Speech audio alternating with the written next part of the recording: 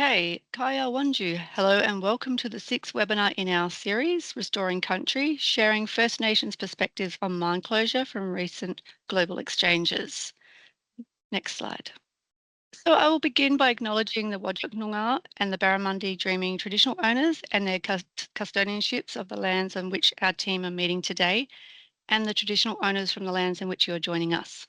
On behalf of our team, I pay our respects to their ancestors and their descendants who continue cultural and spiritual connections to country. We recognise their valuable contributions to Australia and globally. Next slide. Just a bit of agenda and housekeeping. I'm Caroline Williams, Yamaji woman from the Midwest Murchison Gascoyne region. My role is Engagement Manager First Nations and researcher at CRC TiME. Thank you all for joining us today as we provide a forum to hear first-hand insights from the Gelganyem Group following their participation in the 2025 Mine Closure Conference in Sweden. Just to note that we are recording this webinar and we'll be uploading the video to YouTube. We want this series to remain available as a knowledge source into the future. Feel free to share comments and references or any questions in the chat as we go. You'll have an opportunity for those questions to be answered at the end. We ask you to be considerate of others by trying to keep your questions on topic and as concise as possible. A little bit of background, the Restoring Country webinar series originally commenced as a pilot joint initiative of CRC TiME and the Centre for Social Responsibility in Mining, or CSRM. CSRM is part of the Sustainable Minerals Institute at the University of Queensland. Together, 4 webinars were produced, which you can see on our website. And briefly, for those that are new to our organisation, CRC TiME is a partnership of more than 70 collaborating organisations from research, industry, government, community and suppliers, whose aim is to work together to deliver a bold vision to unite Australia's regions in the development and delivery of economic, social and environmentally resilient post-mining futures. Just a bit of setting the scene for today. This is the 6th webinar of the series. But before I begin to introduce the speakers, I will share some information on the aims of the webinar. At the Mine Closure Conference, the Gelganyem Group shared key lessons from closure on the Argyle Diamond Mine and met with other First Nations groups involved in mine closure and transitions on their country. This conversation piece seeks to offer practical guidance for mining companies, regulators, governments and First Nations communities seeking to work together towards better outcomes. By learning from lived experiences and real-world examples, we aim to help strengthen collaboration, learn from the past and ensure mine closure delivers lasting benefits for community and country. Our Restoring Country series aims to provide a forum for constructive, open dialogue about mine closure and transitions, and CRC TiME contributed support for Gelganyem to attend the conference as part of its commitment to enabling exchange of knowledge. This webinar focuses on hearing about challenges and opportunities available in mine closure. It highlights the existing relationships and policies that currently exist, the lessons for improving agreement making and outcomes for post-mining land use. The presentation will open dialogue for questions focused on learning such as what are some of the challenges in operationalising commitments to UN Declaration on the Rights of Indigenous People, including FPIC in Australia as well as globally. With hindsight, what limitations exist in the Argyle Participation Agreement? How can agreements be designed to remain flexible over the life of a mine? And what capability and knowledge would be useful for traditional owners working with mining companies on mine closure and transitions? I'm very excited to introduce our speakers today. We have Dominique Reeves, the Chief Executive of Gelganyem since 2020, representing the traditional owners of Argyle Diamond Mine. Prior to joining Gelganyem, Dominique was the Chief Executive and General Counsel of MG Corporation, working in the agricultural pastoral industries.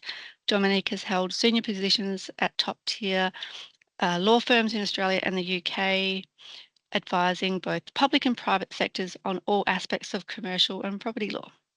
Kia Dow, PhD candidate and CRC TiME top-up scholarship recipient and chair of Gelganyem Group Australia. Kia is a Gidgil woman from the Warman community in the East Kimberley, Western Australia. Kia joined the board of Gelganyem in 2017 and was appointed chairperson shortly after. Kia combines over 20 years of multidisciplinary roles ranging from an international career as an elite athlete to executive leadership across strategy and policy in the Australian government. We also have Jessica Welch, General Manager of Closure at Gelganyem. Jessica has been with Gelganyem since 2020, representing the traditional owners of Argyle Diamond Mine in their negotiations regarding all aspects of mine closure. Prior to joining Gelganyem, Jessica worked extensively in the human services industry throughout Australia, holding senior management positions in employment services, legal practice management, and community development. Jess is also an experienced teacher holding qualifications primary, secondary, and tertiary education.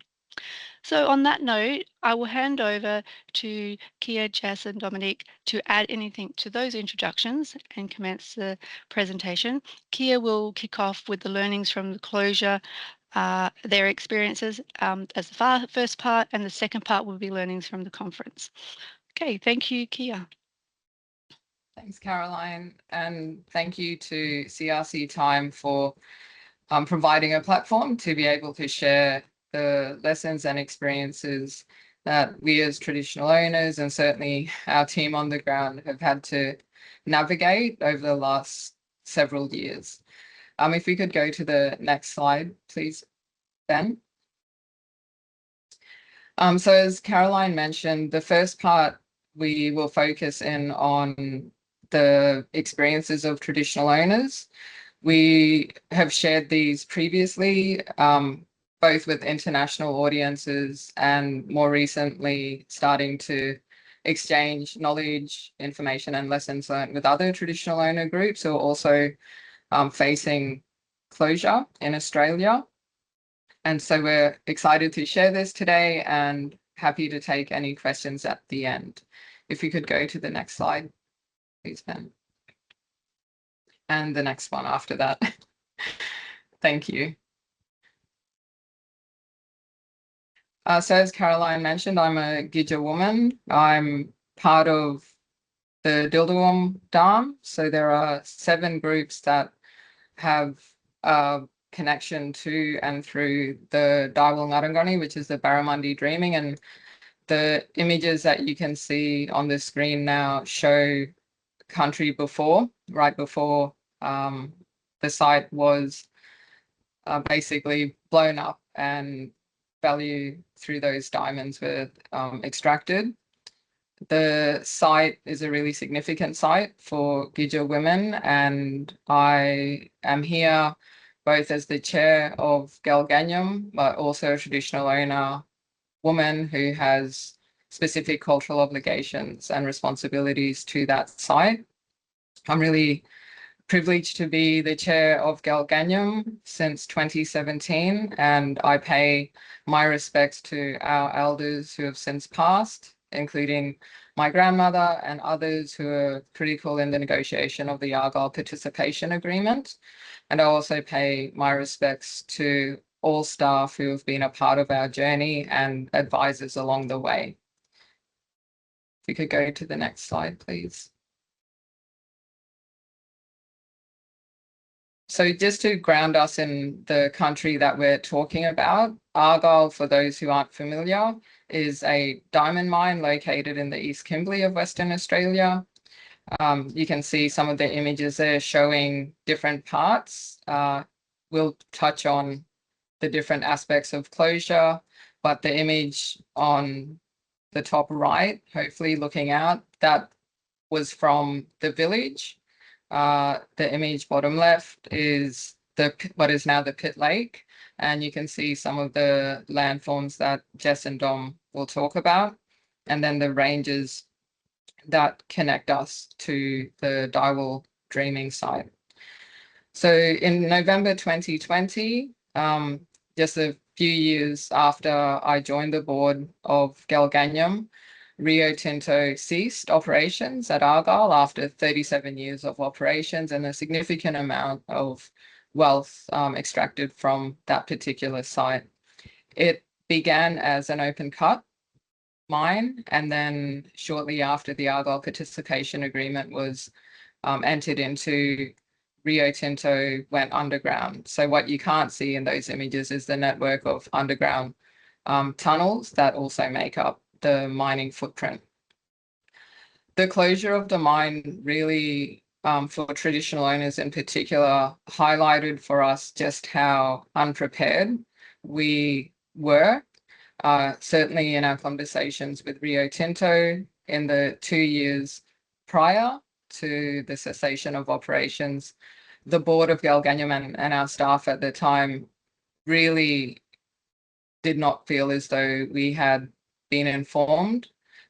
Certainly didn't feel like the principles or underlying values or the spirit and intent of the agreement or our rights as traditional owners were upheld at all. And that's a reality that we had to face very quickly.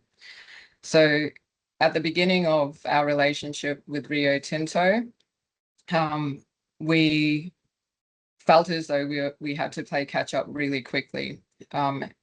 When I joined in 2017, it was only within the first few months that I really started to understand the pace at which closure was happening, and also understanding the decisions that had already been made without traditional owner input, and certainly without traditional owner or Gelganyem's understanding of the technical aspects. And that's what we're going to share and touch on shortly. If we could go to the next slide, please, Ben. So for the traditional owners, as I mentioned, I'm one of 7 groups. We call them Dam or Dawang, and our groups are connected to that particular site. There's multiple sites actually of importance to traditional owners, but our TO families and members and beneficiaries come from one of 7 Murung, Gija, Wula, and Mulngan groups, as you can see there. And the role of Gelganyem has been so important. So Gelganyem was created out of the Argyle Participation Agreement. We have a very clear role in terms of representing the rights and interests of traditional owners, which includes, amongst other things, ensuring that Rio Tinto delivers on their commitments and obligations set out in the ILUA, and also the management plan agreement, which governs the day-to-day, or used to govern the day-to-day relationship and activities on site when it was an operating mine.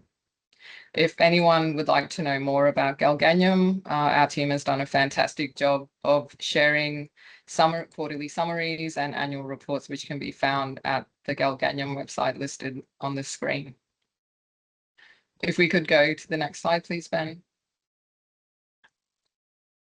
As I mentioned, I'm one of 7 DAM, and our governance structure is really critical to the way that decisions are made.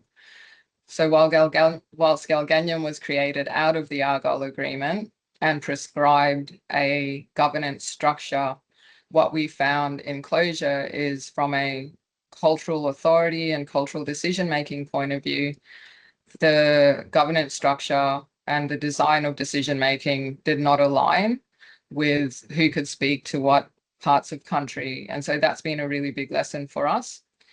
As far as the board of Gelganyem is concerned, we have representatives from each of the 7.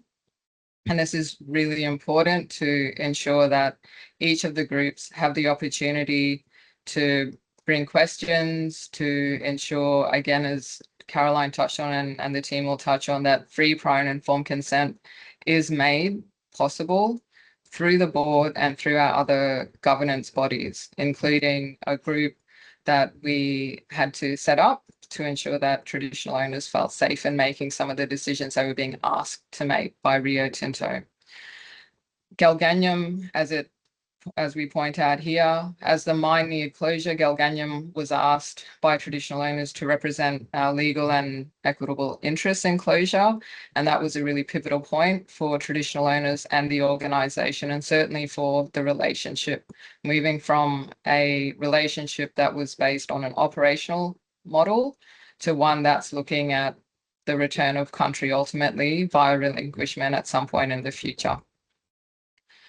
If we could go to the next slide, please, Ben. So this question, whose mine is it anyway, is a really interesting one. When I hand to Dom and Jess, they will take you through some of the challenges, lessons, and opportunities that we've had to navigate. It's certainly not been easy. And even though I refer to, 2017, which may feel like a long time ago, we felt as though many decisions had already been made, and in reality, many had been. The Gelganyem logo shows the barramundi, which is referencing and honouring the story. And we have, as traditional owners and Gelganyem, maintained that our role is not dictated by the life cycle of the mine. Our obligations were there before mining started, and they will be there long after relinquishment. So in terms of understanding the relationship to country, apologies, and who's responsible for ensuring strong, responsible, and ethical custodianship, that's been a really critical conversation between traditional owners, with Gelganyem's incredible support and the support of technical experts from around the world. The last point on this slide before I hand to Dom really highlights the complexity that traditional owners have had to navigate. So the industry itself largely sees closure as a technical, environmental, and regulatory process. But for traditional owners, it's about understanding what we are handing on to my kids and their kids and future generations who will inherit the consequences of decisions that we make today. And so with that in mind, Dom, I will hand over to you. Thank you. Thanks, Kieran. Good morning, everybody. Next slide. Thank you, Ben.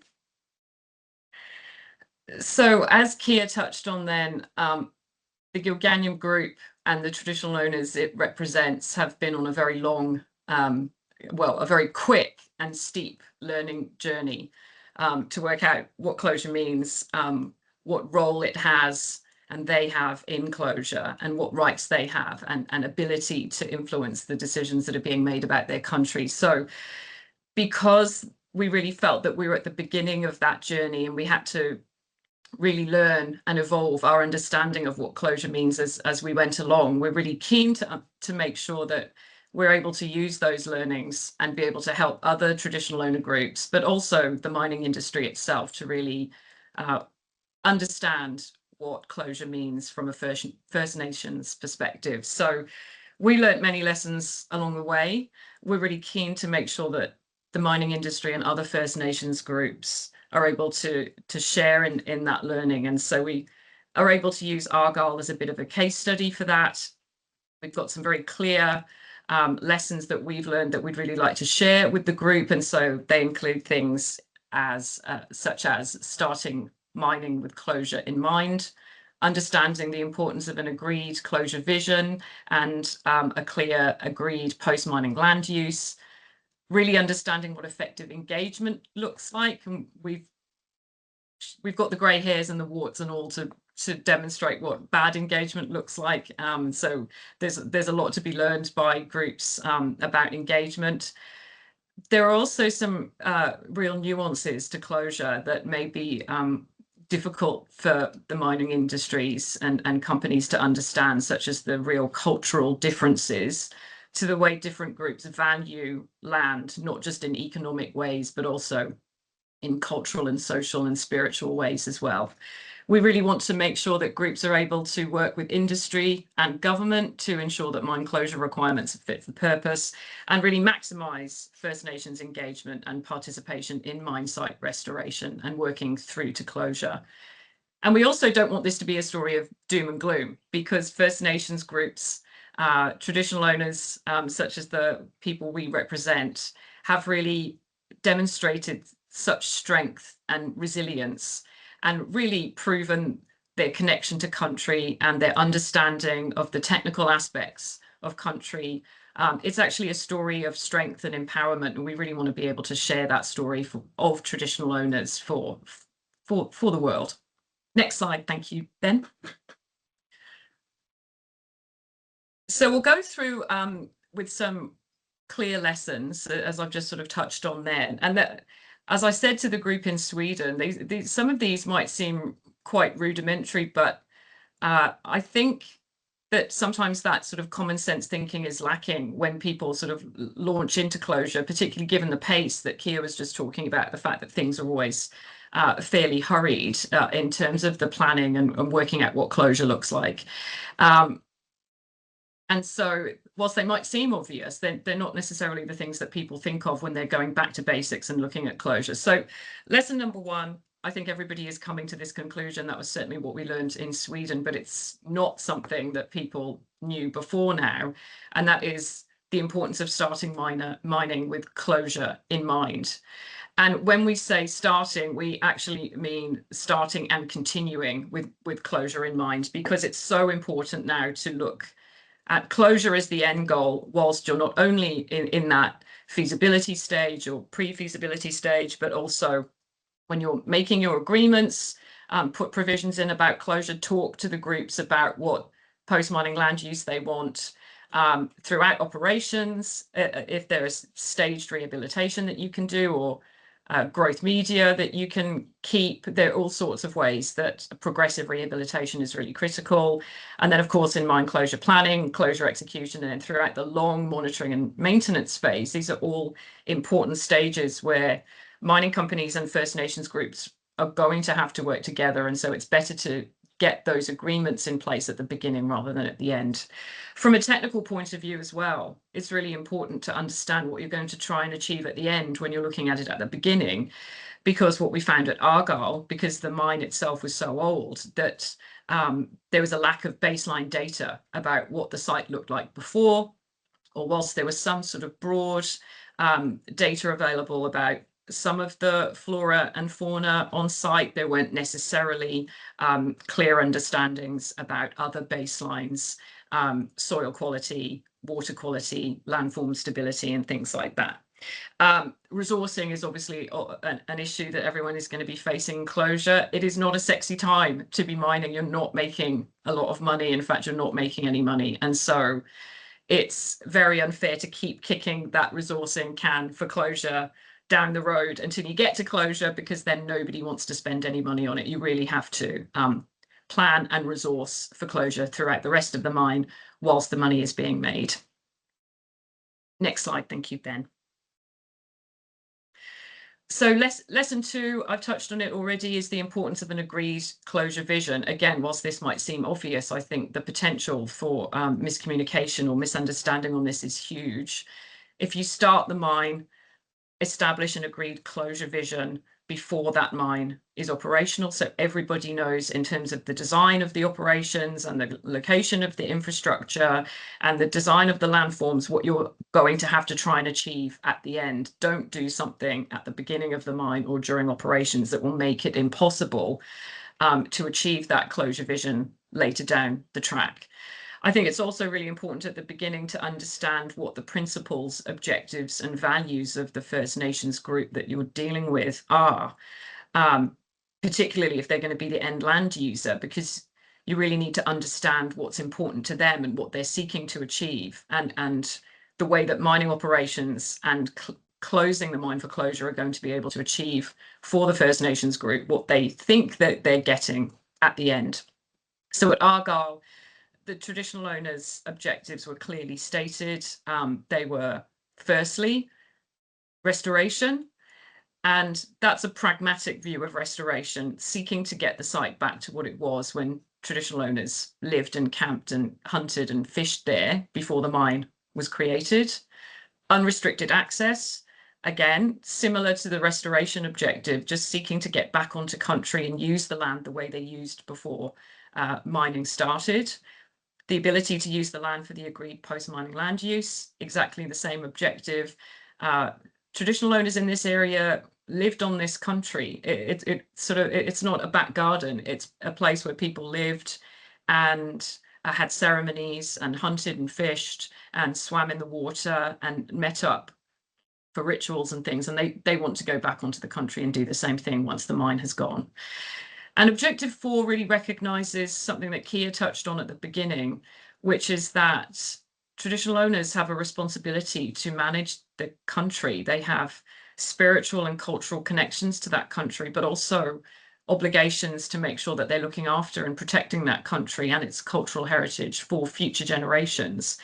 And so the TOs really felt the weight of that responsibility when they were closing Argyle and when they were talking about allowing mining to take place in the first place. And so with that in mind, knowing the challenges that they faced themselves at Argyle, they really wanted to ensure that they were setting a global precedent for closure for other groups and for the mining industry. Thank you, Ben.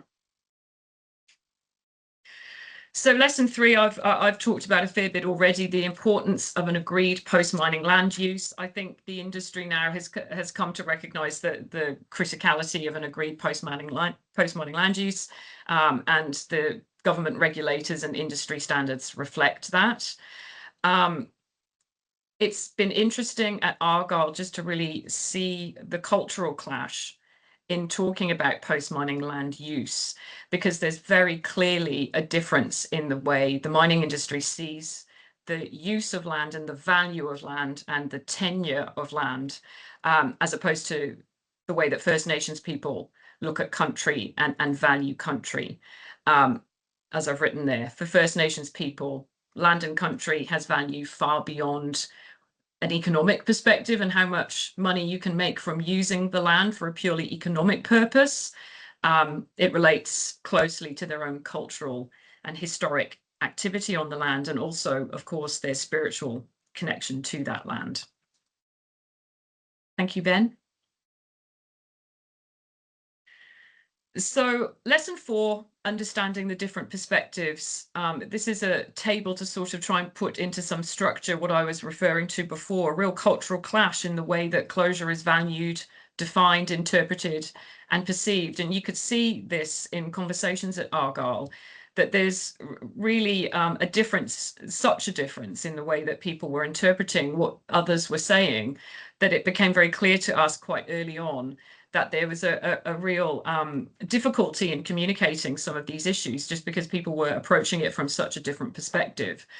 So as a closure priority, obviously, a non-Aboriginal perspective from a mining company is, we've done what we came to do, we've used the land, our priority is to leave the site and close it up and honour our regulatory obligations and make sure that it's safe and able to be closed and left for good. Whereas for our traditional owners, the site has become useful again as far as they're concerned. They have the opposite priority. Their priority is to get back onto country, open it up again, heal it from any use that has damaged it, and plan for the future of it again. So as far as traditional owners are concerned, it wasn't just useful for that period where the minerals were being extracted. It was useful before for the uses they wanted to use it for, and it will be useful again once the mining company is gone. And so again, the closure objective for a mining company obviously is making the site as safe as possible and removing all infrastructure, because the land is not operational anymore. Whereas again, the First Nations groups have the opposite view of it. Whilst they do want mining companies to remove infrastructure that's no longer needed for mining, there's quite a lot of critical infrastructure that was put in for mining, such as electrical infrastructure or water treatment facilities or roads, that actually might be useful again for First Nations people when they come to use the site. From a post-mining land use perspective, I think a non-Aboriginal perspective on that is how much money can you make for this land? Right, let's look at this parcel of land and does it have access to water and what economic use can we use this for? And people go straight to grazing, but there are also some other uses that people now start looking at quite quickly in terms of using diversification leases and things like that. Can we do a little bit of agriculture on site? What does it look like from a renewable energy point of view? How much money can we make from this? But actually, from a First Nations point of view, whilst that is a potential use of the land, it's very much a secondary consideration. They really have a traditional and cultural focus, and their native title rights and interests are very much at the forefront of what people want to get back onto country and do. And again, that use is reflected in the tenure views and perspectives of the different groups. From a non-Aboriginal perspective, looking at whatever tenure being whatever will suit an economic post-mining land use, but for Aboriginal people, that tenure, which of course is a sort of white guy concept of ownership of land, that's very much a secondary consideration, whereas their native title rights and their cultural use of the land is actually much more critical. Okay, next slide. Thank you, Ben. And then lastly, before I hand to Jess, lesson 5, understanding the cultural differences in the value of land, which of course I've already touched on briefly, but it's really critical that non-Aboriginal people have an understanding of the way that Aboriginal people work and work with their country. Their land use is not just about being on the land and using it for a purpose. It's rooted in cultural, spiritual, and ecological knowledge. It emphasizes harmony with nature and the preservation of biodiversity. It encompasses the cultural and spiritual significance attached to specific places within the land and the use of the land for traditional and cultural purposes. It includes the practices, customs, and traditions through which Aboriginal people interact and manage their traditional territories, including all sorts of historic methods of agriculture, hunting, fishing, and gathering. I mean, people have come to know that this is the case, but I think developing a true understanding of what this means is very difficult for non-Aboriginal people. It's more than the land itself, the actual soil. It's about using that land and allowing that land to interact with flora and fauna and animals, birds, water, and having a spiritual identity that is so deeply connected with that country that it's a lot more about what it's being used for today. It's about that biodiversity and spiritual connection that leads on through the generations. So with that, I'll pass to Jess. Thanks, Dom. Thanks, Kia. Next slide. Thanks, Ben.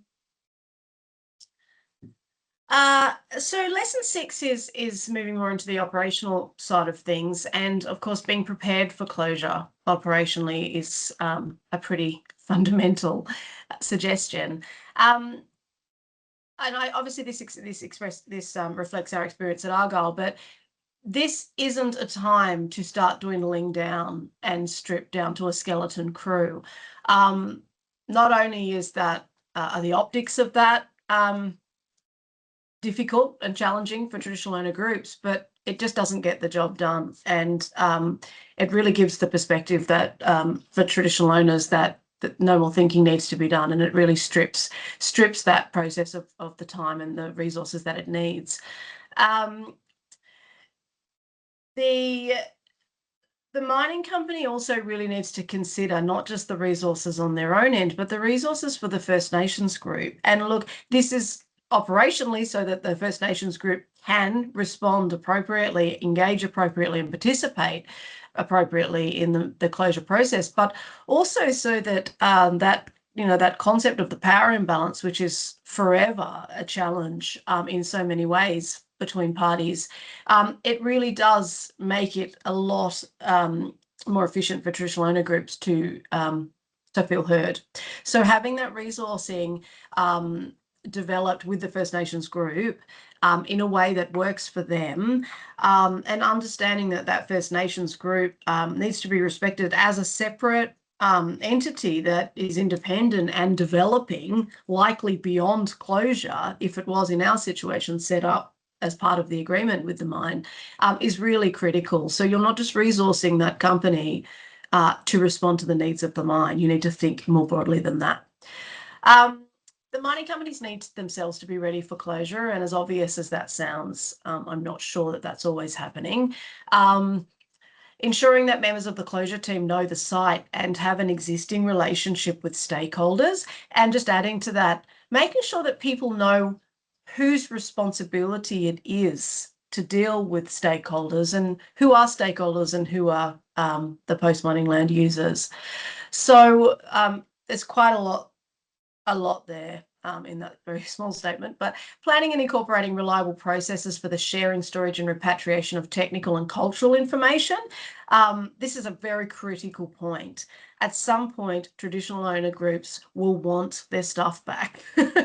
Put very simply, people have done paintings, there has been artifacts, there are items and infrastructure at the mine that needs to be transferred back. There's technical information, there's historic information about that country. You need to be thinking very early on how that will be shared and provided to that First Nations group. Planning for closure together so that everybody knows what's coming, even if we're not sure, you're not certain. The earlier the conversations start and the more transparently they start, the better. And of course, then executing closure together so that everybody can see how what they have talked about and planned for is being executed and is meeting what was agreed. And ensuring that there is effective governance, to Kier's point, to make sure that the governance is effective, that it's culturally appropriate, that it still serves the purpose and it still meets the needs and the objectives for both parties. And that is critical. Clear escalation points, I think, is an important one. And I would probably add here that meaningful escalation points is really critical as well. So having a process that doesn't really work or go anywhere is not going to help anybody, but there are going to be some things that people don't agree on. You need to make sure that there is a sound process to deal with those. Next one, thanks, Ben. So this is a very big topic. You could probably do a whole webinar on. And if anyone wants to, I'd love to come along because I think there's a lot of learning in this space. What does effective engagement look like? There's plenty of research out there. There's plenty of written advice out there, but in practice, it doesn't always land. It doesn't matter how often you meet if the engagement is meaningless. In fact, sometimes you can be actually doing some damage by meeting too much in a lot of ways. Telling stakeholders what you're going to do is not engagement. If you are keeping them updated, that's probably a red flag that engagement isn't happening. Of course, that's an essential part of it, but it is not all of it. Engaging early and often, being consistent, being transparent, being honest is extremely critical. Admitting when things have not gone to plan, being brave in your approach with traditional owners for mining companies is really critical. Recognizing, acknowledging and managing the power imbalance is a really important point, I think. It is there. Everybody knows it's there. Don't pretend it's not, because it does play a part in a lot of the interactions between the parties. Making engagement culturally safe, we've talked about.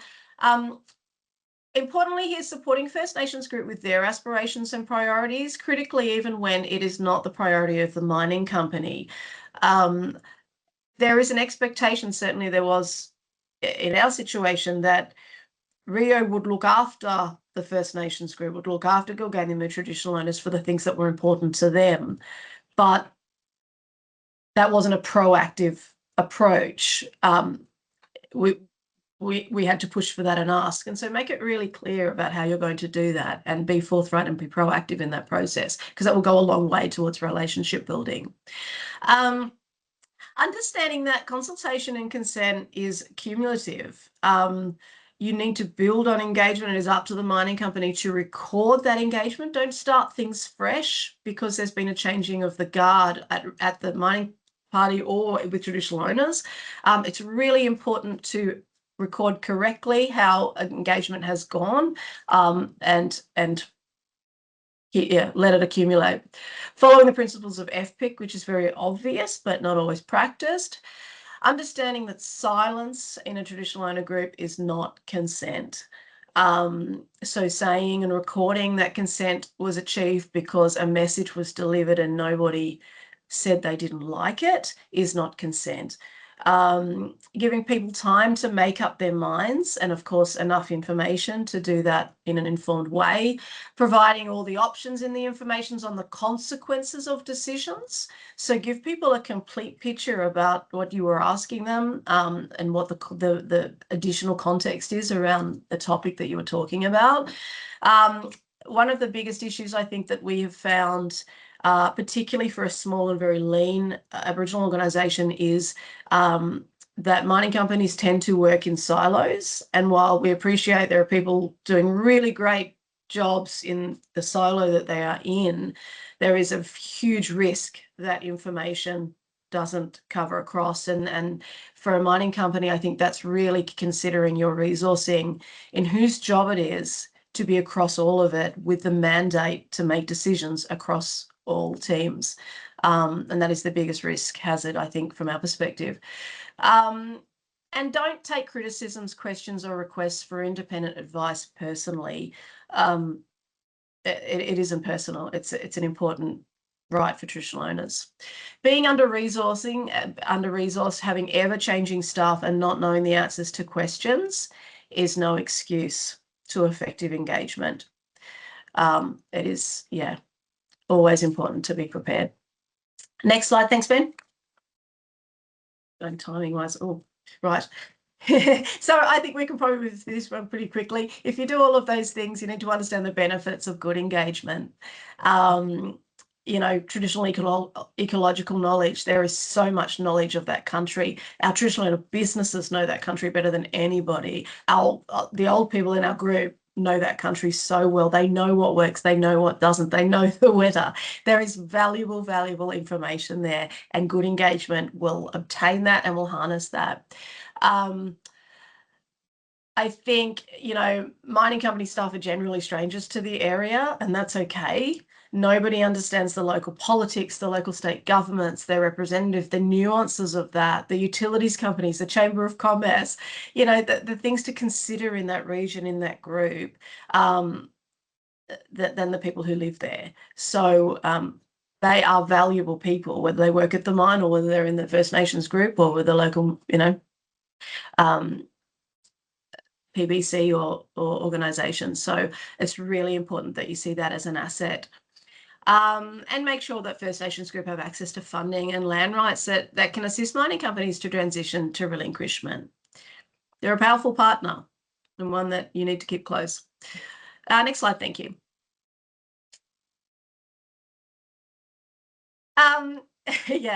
Definitely. I think that picture says it's a great photo. It is understanding the cost of engaging poorly. If you can't see it happening at the time, then that's point one. But point two is that you will see the symptoms, the consequences of it in other ways. So be looking out for that, because you won't always get it right, but you need to see it when it's wrong. The financial and reputational impact of a poor relationship is significant. And I've always talked about the cost of mistrust, that I'm not sure that, I think if mining companies ever understood how many things would have gone a different way if a stronger relationship or more trust had been there, is a really critical point. Major delays, refusals, blockages, significant reputational damage, and also the morale of staff. Nobody wants to be on a journey that isn't going well. So for both sides, it's really, really important to get it done right. Next slide, thank you.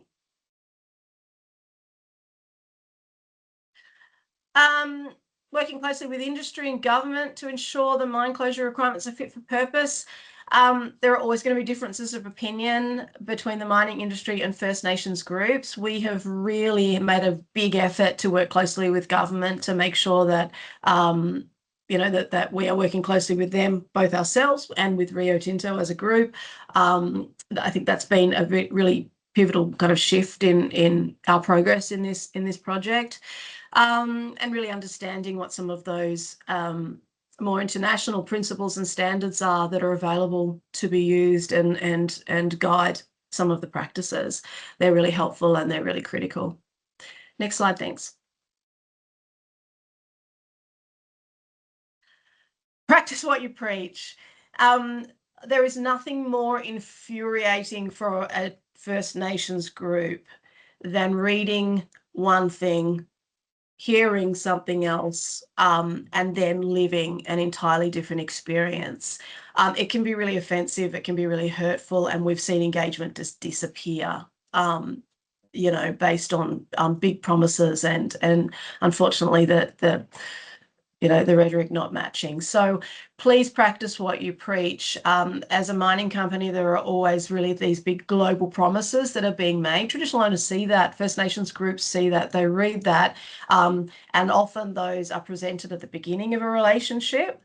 So just remember them at the end, I think is probably the key point there. And lastly, for me, next slide, thanks, Ben.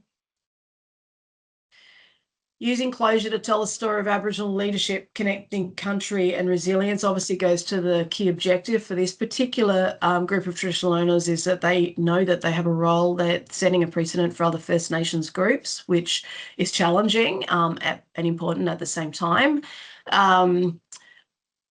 There is some real opportunity in mine closure in the mine closure industry for traditional owner groups, for First Nations groups to really be held up as partners in mining relationship and partners in closure. There are some significant opportunities in procurement, great opportunities in agreement making, in joint ventures, and in rehabilitation and restoration journeys. So don't forget to promote those or at very least recognise those.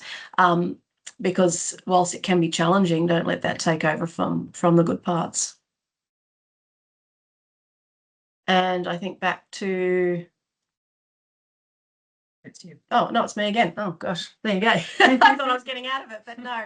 So moving on to part two. So those are our very high level lessons from closure. We're now moving into our reflections from the conference. We attended the conference, of course, which was a really major step for us, and thank you to CRC TiME for their support in allowing that to happen and helping us to make that happen.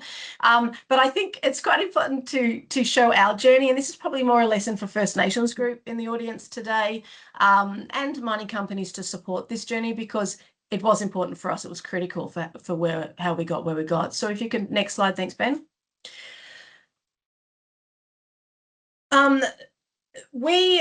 Prior to any kind of public speaking and involvement, we were really very much in the background playing catch up, as Kia said at the beginning. So we first attended a mining related conference, which is the Mine and Environments Closure Conference in Perth in March 2023. And that was really a point that our eyes were open. We began hearing similar stories. We met people talking about similar trends. And for the first time, we realized that we had a big story to tell and an important one. So we attended that Perth conference. It was terrifying, I must admit. I think we were the only First Nations group there. Certainly others weren't as obvious. We didn't speak. We were just shadows in the background, but it was an important step for us. So then from there, I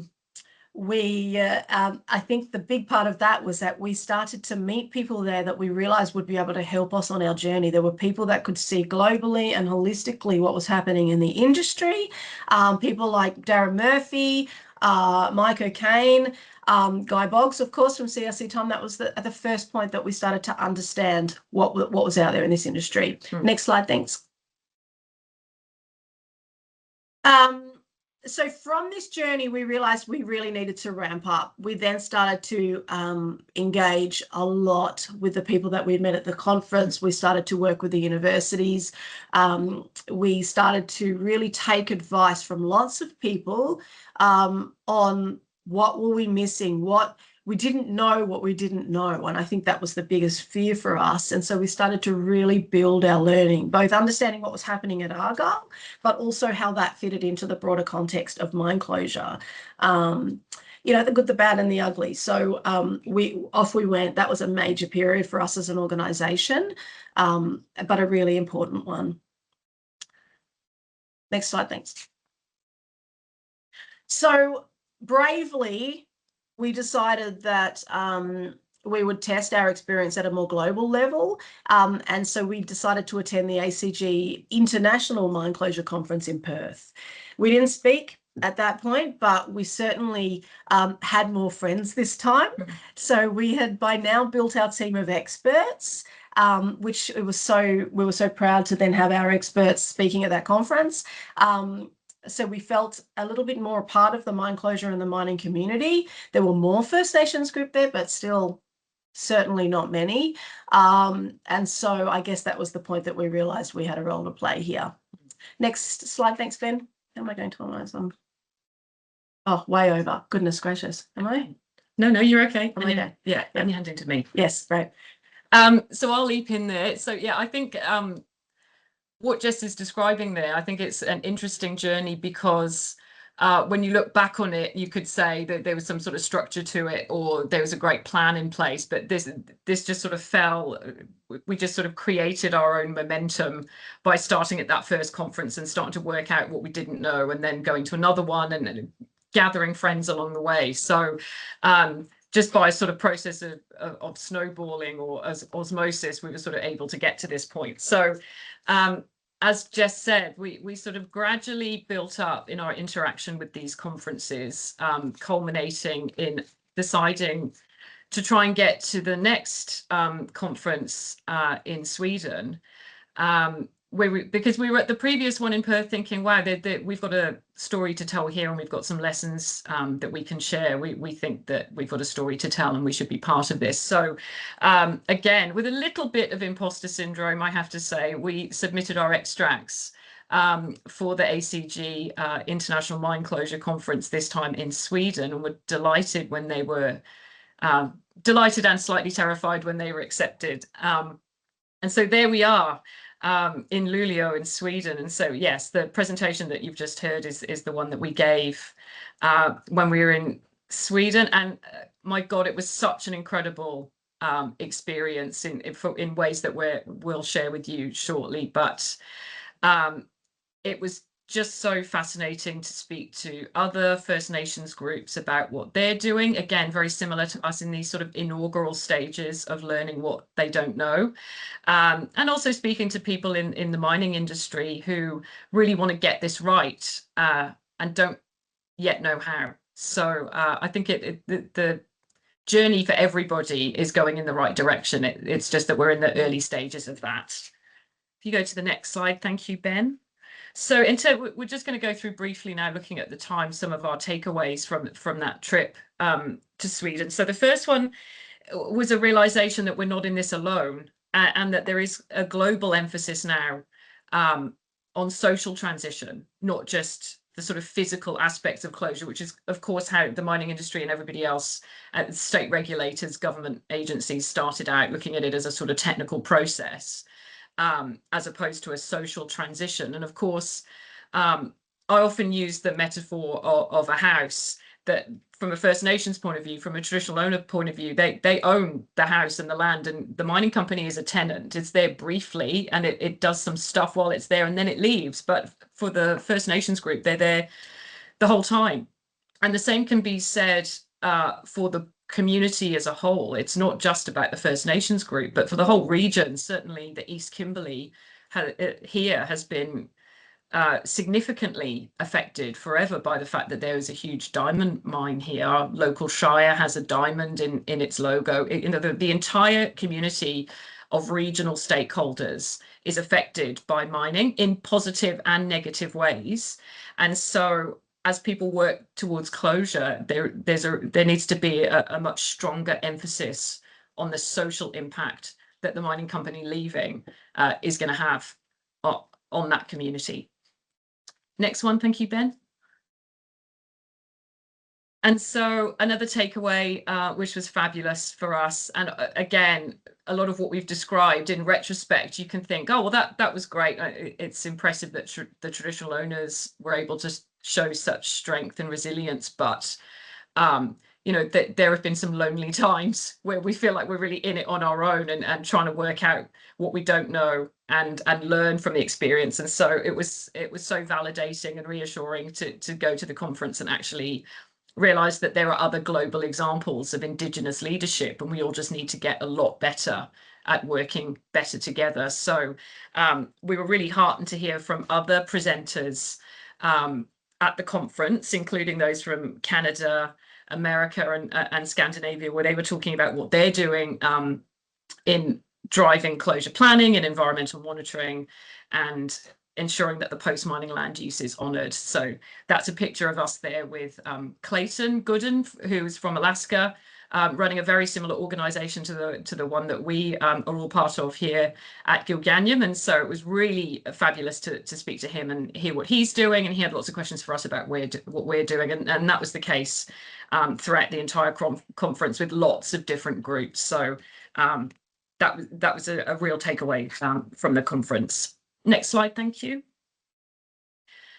And then a third takeaway, again, really validating what we've talked about already, which is the importance of early planning and integrated closure design. So across the conference, I think everybody is working out globally the benefits of integrating closure thinking early and consistently throughout the life of the mine, not just something to be tacked on to the end of the mine life. It's just not really possible to sort of tack it on at the end for all sorts of reasons, both physically and financially and socially. It's very difficult to leave things to the end. So you can read in the presentation the ways that has influenced the work that we're doing, but it's good to see that the mining industry and others who are part of that mining industry really working out the importance of planning for closure early and engaging with the First Nations groups early and really agreeing what you're going to do early on. And with that, I'm going to pass over back to Kia. Thank you. Thanks, Jess and Dom. If you could go to the next slide, please, Ben. One of the key takeaways for me, Jess and Dom have done a great job to talk you through the lessons, some of the challenges and the opportunities. Something that is still certainly really obvious to us now, having had the opportunity to speak more at conferences and also connect with other First Nations groups around Australia and the world, is understanding that there's actually currently not a space for First Nations groups to come together and share knowledge, certainly not in the way that we're accustomed to. If you look at our values and principles and practices, that is something that is inherent as part of our knowledge sharing. You can see it in stories since time immemorial. So for us, the key takeaway is the power of collaboration and knowledge exchange. This is something that we have been speaking about with CRC TiME and others, certainly other groups who are navigating mine closure. It's an opportunity for Australia to really take the lead, we feel, and to find a way to bring groups together, First Nation groups together, rather than what we've had to experience, which is let's attend an industry-focused forum and again, be the minority. I flip that model on its head and then be prepared for some really incredible and valuable insights that are grounded in culture, grounded in multi-generational knowledge and information sharing, which would benefit all parties.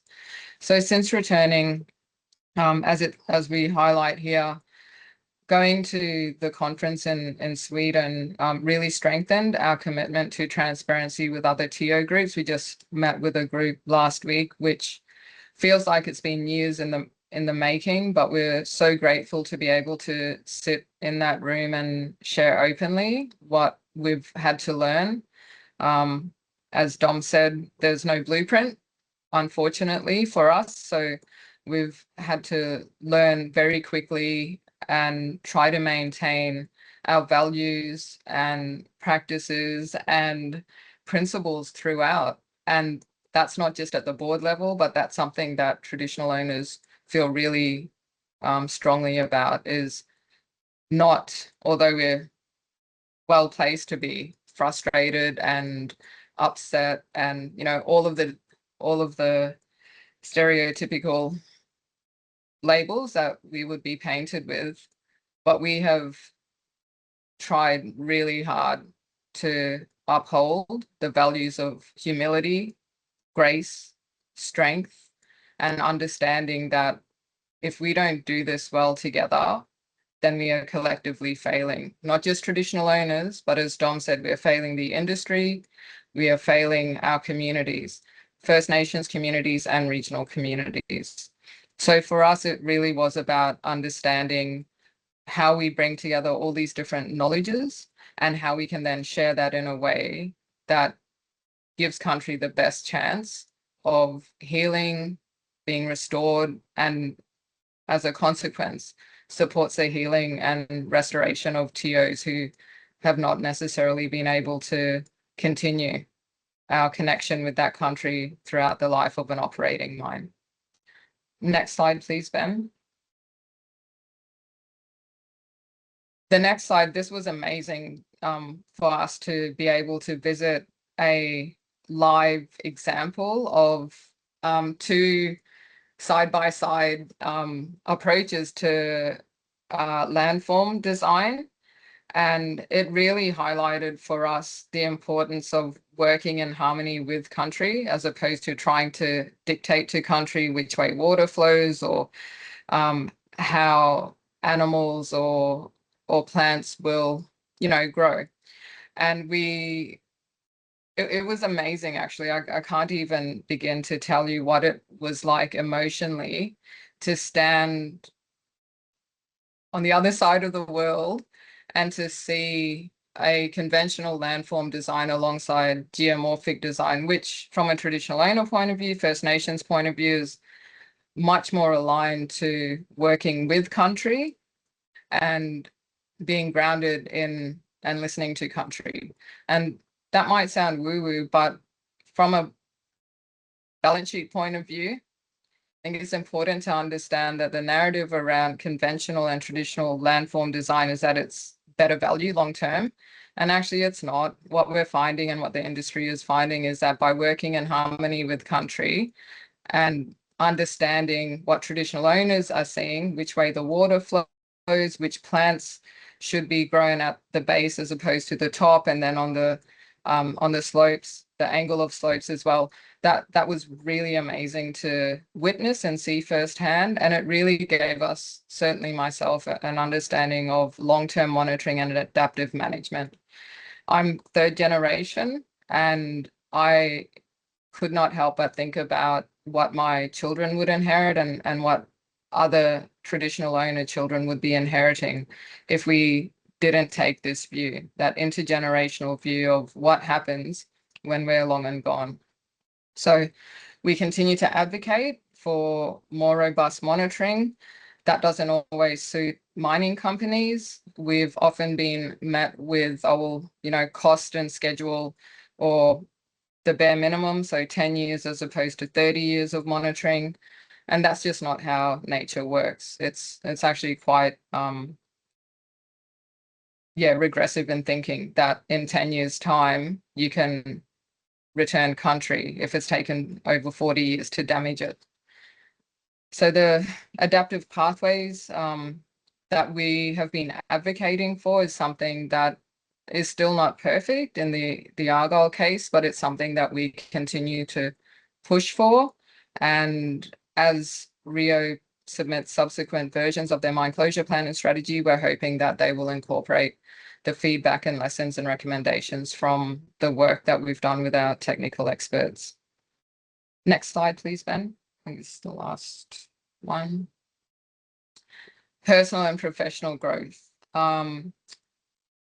This was actually quite a special experience because we don't actually get to spend a lot of time outside of meetings, and often those meetings are not the nicest, particularly when you feel like you're a broken record. So having the opportunity and the privilege to attend this conference really helped ground. I know for Jessa and Dom and myself, apart from feeling validated, it really gave us a sense of not being in this alone, because it can be quite an isolating experience. So we really did walk away with a deeper appreciation of Argyle as a globally significant closure project, what that presents in terms of the opportunities, but also some of the risks and lessons. It gave us a greater level of confidence that our approach and really advocating for the integration of cultural knowledge, ecological knowledge, our values and our ways of knowing and being, that was really clear. I think it took us a little while even after the conference to really appreciate that. And it did give us a renewed sense of purpose. I know that at times we've really felt like, wow, is it really worth it? You know, should we just throw our hands in the air and say it's all too hard? But attending a conference like that really gave us a lift in our spirits, our approach to making sure that we continue the good work and the leadership at all levels of the organization and community. And as the last bullet point says, there, clarity that our experience is a valuable one, because for a long time the narrative was, don't worry, trust us, we've got this. And a lot of the concerns and questions that traditional owners were raising were sidelined. So we're really grateful to our team of technical experts and to those in the industry who continue to challenge yourselves and each other to not just do better, but to do what's right. Because it's not just about this year or this phase, it's actually about the standard that you're setting and the message that you're sending for future generations. Next slide, please, Ben. I think that's the last one. Yeah, so I won't go through the summary point by point, but just wanted to say a really big thank you to everyone that was involved, to the organizers, and if you are able to attend the one in Melbourne, I'd strongly encourage you. Australia is doing some great work. We've got a lot to learn and a long way to go, particularly when we think about the authorizing environment and the fact that there isn't consistency from one state to another. Despite that, mining companies do have a significant role to play and can reposition themselves as real partners in changing the way that closure is understood and executed and then handed back. So I just want to say thank you. Thank you, Dom and Jess, and Caroline. Thank you again for the opportunity to share our experiences.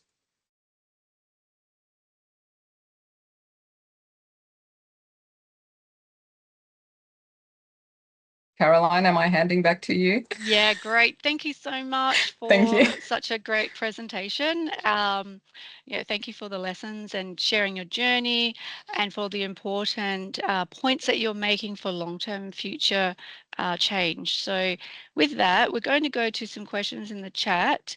And the first one is towards Dom, sorry. It's looking at what you mentioned before in terms of mine closure and participation in agreements and LUAs. Could you expand a bit more on that and provide some advice on for other TO groups negotiating the LUAs and more fairly included in the mine closure, FPIC, engagement, co-design, those sorts of things? How long have you got? Right? That's what a question.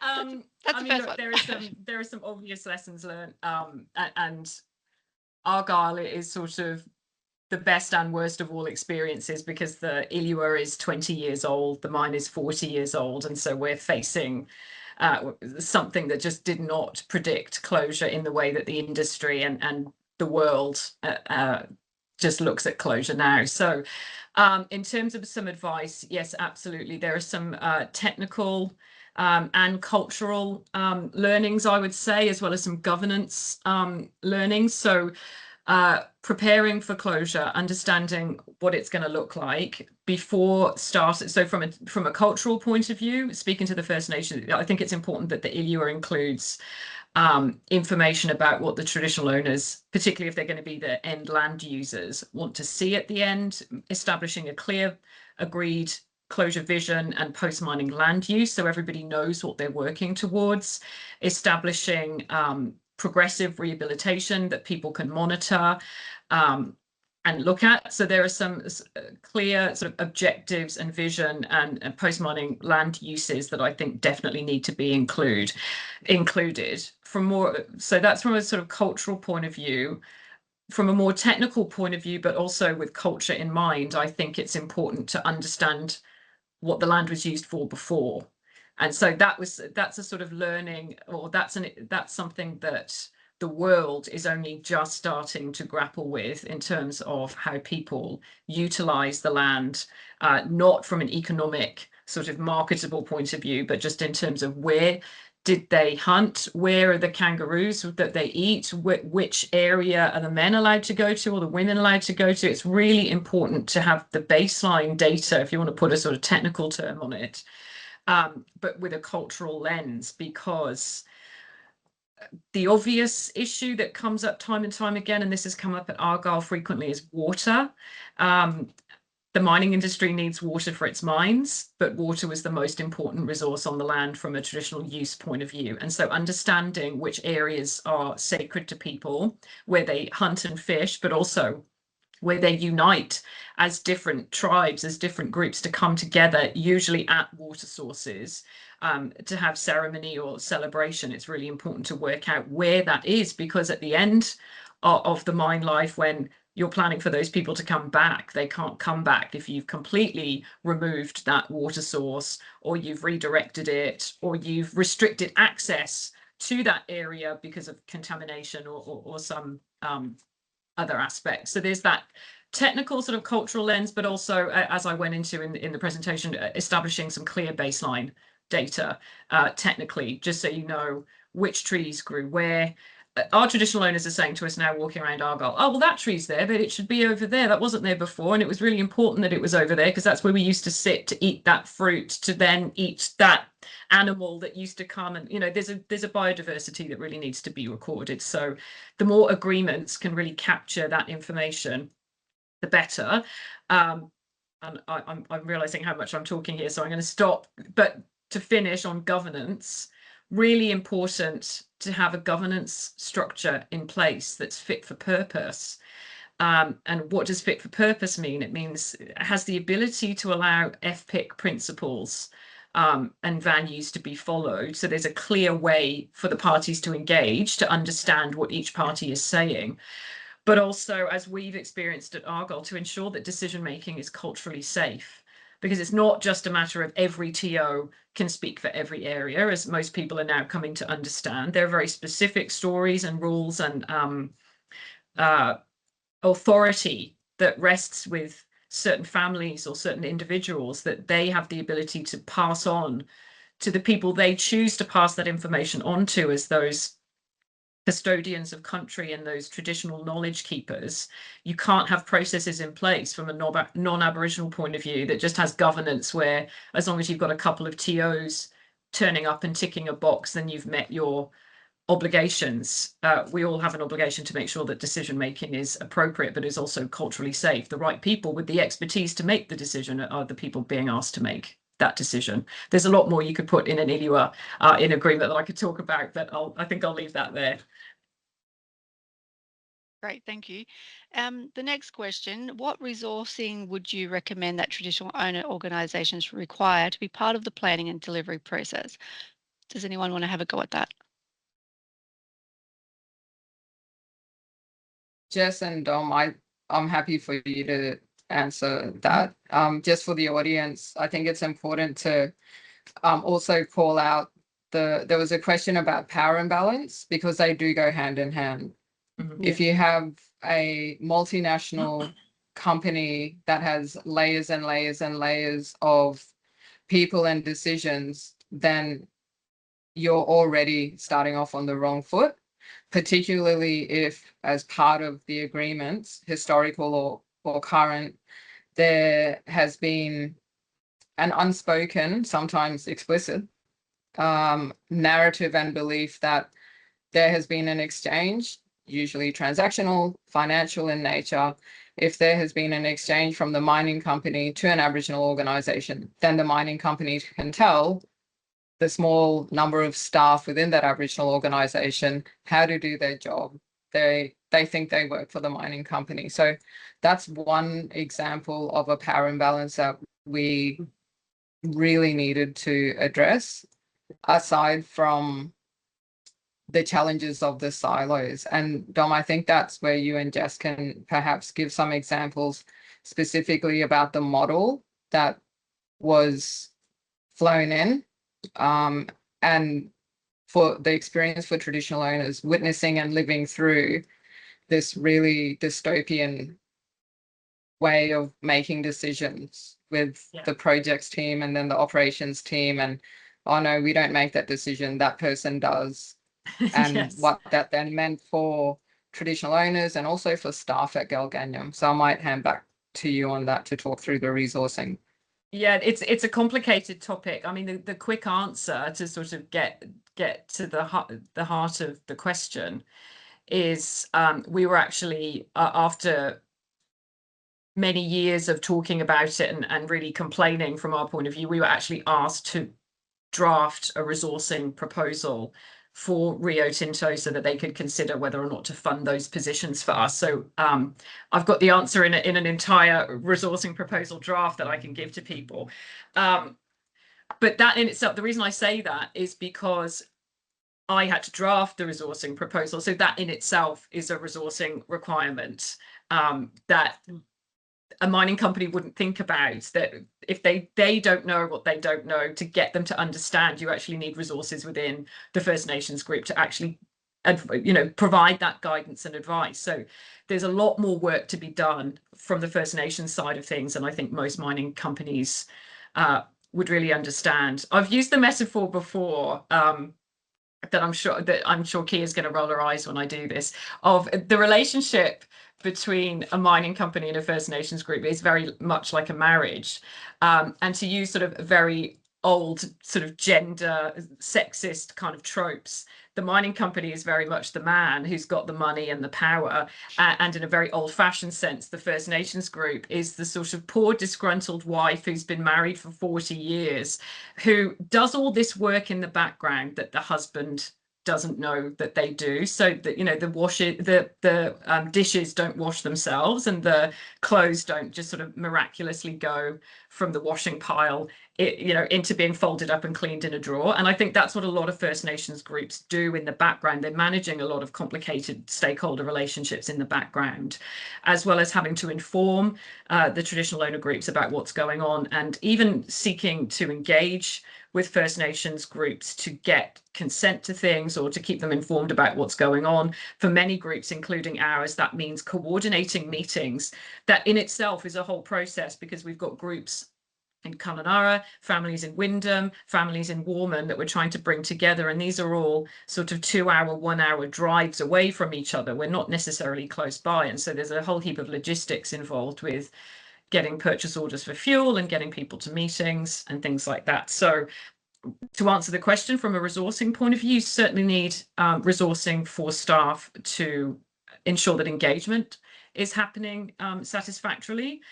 You need resourcing for the traditional owners to be at the meeting, because if you're seeking their expertise as those with cultural authority or those who know the country, like any other consultant, their time should be paid for. And so there should be money set aside to actually resource those traditional owners themselves to spend their time answering these questions. I think there's a bit of a sort of misunderstanding that Aboriginal people are sitting around waiting to be asked questions like they don't have anything better to do. So there's definitely the need to fund the traditional owners themselves. And then in terms of sort of closure expertise at Gelganyem, we certainly realised pretty quickly that we needed people within the organisation, such as Jess, who can actually lead some of these closure discussions from a more technical point of view and coordinate all that traditional owner engagement. and engagement with Rio Tinto, not only about closure planning, but closure implementation and what that's looking like, and then moving forward to monitoring and maintenance. So the organisation itself needs sort of closure expertise, and then of course expertise from an independent technical point of view, which we've talked about already. But it's really critical that First Nations groups have funding for access to independent technical expertise. And again, that's not an anti-mining company suggestion. It's just we wouldn't be doing our jobs if we just heard from a mining company who said, oh, technically this is fine, don't worry about it. We need to get independent advice that corroborates that. So you absolutely need the funding to make sure that there is that independent expertise available. And then just touching on what Kia was referring to, there also needs to be resourcing in-house within First Nations Group to actually engage with the mining company, because, to go back to my metaphor, there's a whole heap of ironing and washing and dinner making that goes on in the background that I think most mining companies really wouldn't understand. And it's bigger than most mining companies would understand. So there's engaging with traditional owners, but there's also just engaging with the mining company itself. It's a huge resource drain. So to give you the example, within Gelganyem, we've got people here, corporate services team, who actually assist with the TO engagement. But in terms of dealing with Rio, it's Jess and myself. But Rio, of course, has 10 different layers of different people within different groups. And the closure team, or the ops team, or the CSP, community and social performance team, and then separately the projects team delivering the closure execution works on the ground. They all talk to us, but they don't necessarily all talk to each other. And then there are different layers within those teams of the people on the ground, or the decision makers in Perth or Brisbane, or the senior executives sitting in London. And often we're dealing with all of these different people and just trying to triage the comms of that, or have negotiated with one group and feel like you've reached a point of compromise, only to find the other group doesn't know that and has gone away and done its own thing. That requires resourcing as well. Great, thank you. So I think what you're saying as well is you have this marriage where there is a bit of imbalance and inequality, and you need that capacity building, resourcing to make sure that there is the equality there, and the communication, so that you have the best foundation for a long-term marriage. That's exactly right. Yeah. Okay, the next question. Has the mine closure plan changed significantly from early versions to incorporate traditional owner post-mining land use values? That's the first part of that question. Yes, maybe. Yes. Yeah. No is the very short answer. It hasn't. So, Rio's obviously going through its process with the state government to get that mine closure plan approved, which has been a journey. They are working off a last approved plan, which is in 2014. And so, in the meantime, of course, mine closure guidelines have changed. Rio's closure strategy has changed. There has been some, obviously the feedback from traditional owners from a technical perspective has been coming in thick and fast. It hasn't all landed. Some parts have certainly been mentioned in the plan. Whether it's been addressed or followed through or resolved concerns is probably another conversation, but there is still time to do that, which is positive. I think there is certainly some huge opportunity for the next mine closure plan, which is in 2027, to really show some serious change, because as it happens, some of the concerns raised by traditional owners are also shared by the state government. And so I think, between us all, we should find a pathway forward, and that'll be seen in the plan. But of course, the mine closure plan is nothing without the completion criteria and a lot of the other major documents that are around that. So critically, not to get blinkered on that one document is probably another lesson that we've learned. And Caroline, if I could just add, in the context of Argyle, I think for the audience, Dom touched on how old that mine is, and it's an open cut diamond mine. We realize that other resources, iron ore, could be 100 to 200 years. That shouldn't negate the conversations from starting. In fact, we would encourage Aboriginal groups, organisations, industry and government to try to come together as soon as possible.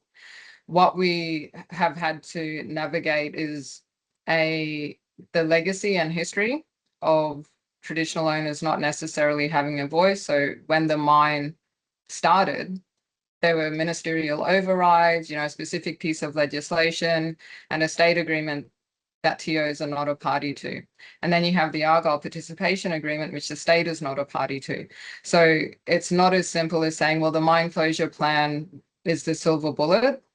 As Dom and Jess have touched on, you need to actually understand the environment that you're operating in.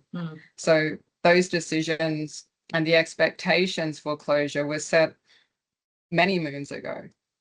And we're now trying to figure out, okay, what does that mean, not just for decisions today, but the long-term liabilities and risks 50, 60, 100 years from now. And we need to ensure that the guidelines, regulations, the state agreements themselves, and ILUAs are not set and forget, because that's just setting everyone up to fail and deliver really poor outcomes, and ultimately to affect the health of country and the health of people. So I just wanted to add that, because even if you think you have a really slick agreement in place, I would encourage groups to revisit that, particularly around the context of completion criteria, closure strategy and closure vision, the post-mining land use, not to take the agreement as though it's fit for purpose. Yep. And I think you've answered that second part of that question already. So just moving along, we haven't got much time left. I think with the question from Jim on the elements of power and balance, you've already touched on that. Is there anything you wanted to add to what you said?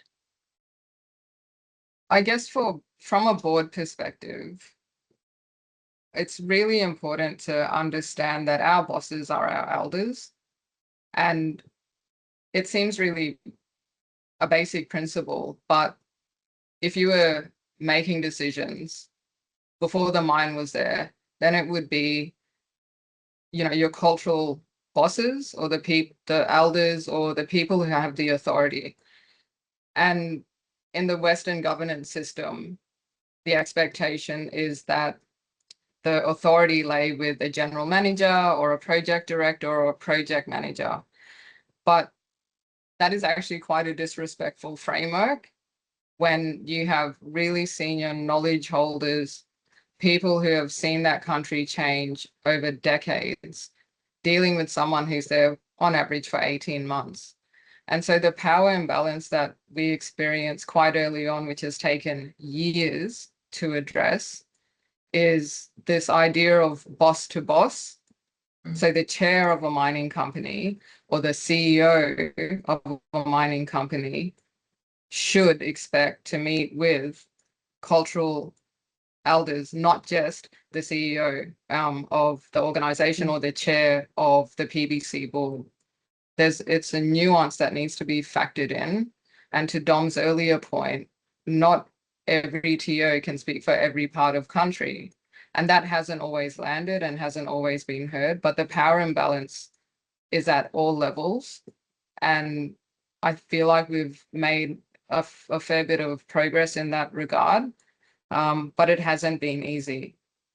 And it didn't need to be as complicated, I guess, as what we've had to experience. But I'm hoping that the mining company now understands, what we expect in terms of that peer-to-peer kind of boss-to-boss relationship. It's a really important element. Yep, great, thank you. We probably will go over slightly, but I'll just add in one more question just before the end. And this is on the water quality and what good water quality looks like for traditional owners in the closure context. Did anyone want to quickly answer that one? The rest of the questions, we may be able to get to them after, post the webinar. Okay. Can I just touch on the cultural aspect and the significance of it, and then just what you and Dom have done an incredible job of pulling together. We as traditional owners have constantly and consistently, from one generation to the next, made clear that the water is such a critical element to our livelihood. We need to ensure that the way that water flows does not have downstream negative impacts for other groups. And we need to understand that any negative impacts on, Dom slightly touched on this, but any negative impacts on flora and fauna is not just an impact on a certain species. There are relational priorities and principles that come with that.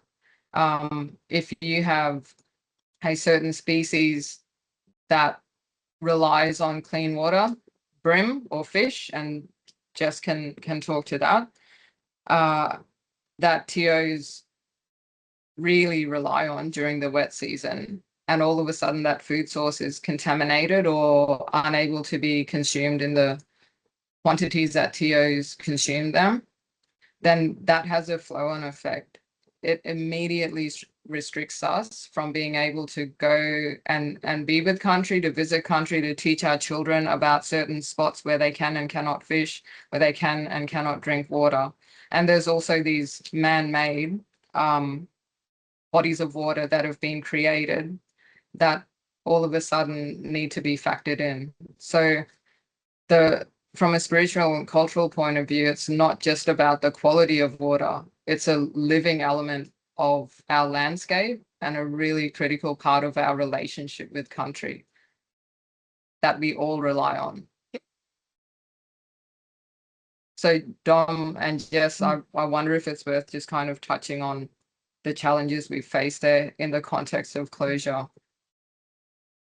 Yeah, look, yeah, certainly I'm conscious of time. So just very quickly, I think one of the key points for us with water was that the restrictions that the benchmarking would impose on traditional owners and their land, their land use. So to a very clear example of that is that a grazing post-mining land use is extremely restrictive in terms of water quality benchmarks, achieving a stock health standard to traditional owners who, of course, are using water, drink water, swim in the water, fish, and more importantly, a lot of the other aquatic species that aren't necessarily being tested as receptors in many cases. And so, look, yeah, that's a big conversation to be had, but certainly understanding that those benchmarks are restrictions in themselves and achieving that higher level of water quality is in fact what traditional owners are aspiring to. And one of the concerns when we talk about restoration as an objective in relation to water, what restoration is not making it worse than it already is, which is a real concern for us, that a closure criteria for water is exactly that currently, so long as we're not making it worse than what it already is, which is not restoration back to pre-mining or regional quality, and certainly not aspiring to achieve the post-mining land use of traditional and cultural use. So big topic for another webinar. Yeah, I'll just add one thing to that. Thank The other sort of technical observation that we made early on when we started looking at the mine closure plan was that mine closure plans, and specifically the one for Argyle, work in domains, so specific sites. And so they look at, a part of the tailings, and then there's a water section in the tailings, or they look at the waste rock landforms, and then there's a specific section on water in the waste rock landforms. But of course, from a traditional owner point of view, and from a geographic and sort of physical physics point of view, the water doesn't begin and end in that domain and then stop. It flows throughout. It's the lifeblood of the entire site. And even then, not just the mine site, which is what the mine closure plan really specifically deals with, but the whole of the site that Rio Tinto and most mining companies have obligations over, because of course, most mining leases sit on top of grazing leases, which are a lot bigger than the mining area itself. And so the water in that entire area is of critical importance, and checking how it's tracking for AMD and other contaminants, not just in one domain and then specifically in another domain, but how it flows and where those signs of concern are showing and how that moves is of critical importance. And so when we did our technical reviews, we changed those domains to a more of a discipline approach. So we looked at water on the site holistically. And then, of course, as Kia just shared, we're also very conscious, and traditional owners are very conscious of the fact that the water from this site that they're responsible for is flowing into other sites that other traditional owners are responsible for, and feeling keenly that responsibility and wanting to make sure that they're looking after their neighbours as well. Thank you so much for that. That's a very valuable question. And I think we could speak for another couple of hours on just that topic. Yeah.